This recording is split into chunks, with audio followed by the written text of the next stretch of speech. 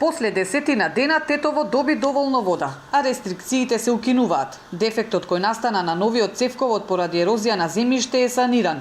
Но овој случај го остави отворено прашањето дали ова ќе бидат штетите од изградбата на малите хидроцентрали за кои постојано предупредува екологистите. Екоцидот кој се случува на Шарпланина ги покажува последиците.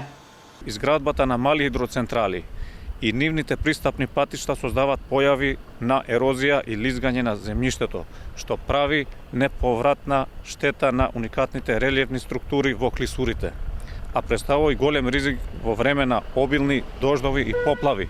За жал, законот за прогласување на Шарпланина за национален парк е направен на таков начин што овозможува изградба на хидроцентрали во заштитени подрачња. Со ова, владата грубо ги крши Бернската и Архуската конвенција. Во Водовод не сакаат да коментираат дали ерозијата е последица на хидроцентралата, која е во близина на каптажата. Велат, природата не се знае како ќе врати, па не се исклучуваат можни нови дефекти. Ние може да кажеме само дека имавме проклизување на земјиштето, а зашто и на самото проклизување сепак се прави експертиза за тоа. Не може да се предвидат некои работи кога е природата во праша. Природата ќе има своји правила. За проблемот со недостигот на вода преку социјалните мрежи реагираше и тетовската градоначалничка Теута Арифи.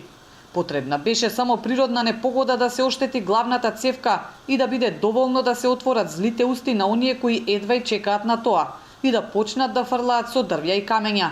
Оние што со години го оставија Тетово без вода и кои живеат со таа нечиста совест, ваквите празни муабети нема да им ја исчистат истата, напиша Арифи на социјалните мрежи.